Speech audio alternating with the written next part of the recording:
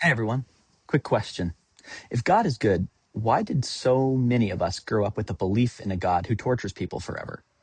Because that one idea, something called eternal conscious torment, didn't just shape theology, it imprinted on our nervous system. Here's what I'm arguing in a persuasive essay I'm currently writing in plain language. A lot of us were taught a version of God that doesn't pass the most basic good father test. Like if you're a parent and your kid messes up, do you punish them forever? No, you correct, you restore, you teach, you move them forward. So if your theology requires infinite torture, it doesn't make you holy. It makes you afraid. Eternal torment breaks reality in a few ways.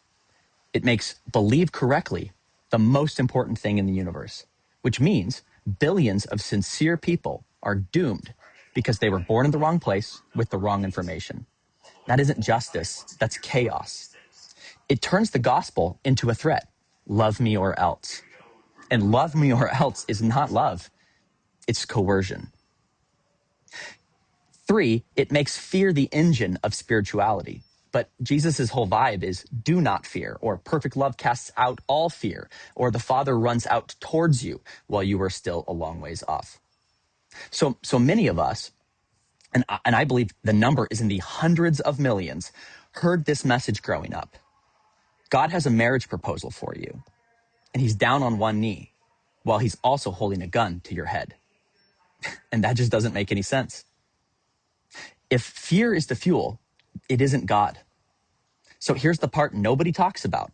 When you teach a child, God might torture you forever, your body doesn't file that under theology. It files it under existential threat. So you get people who look faithful, but inside they're bracing. They're hypervigilant, perfectionistic, always checking themselves. This isn't conviction. This is religion-induced anxiety. And it doesn't produce the fruit of the Spirit. It produces hiding and shame. So what does make sense?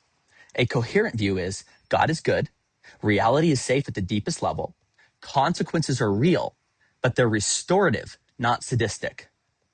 Hell is a real thing, but it's best understood as a state that we enter when we're living from fear, harm, addiction, and selfishness.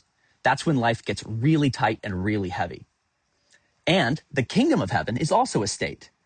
It's what happens when love is in charge. God's justice isn't, you're done. God's justice is, come back to life.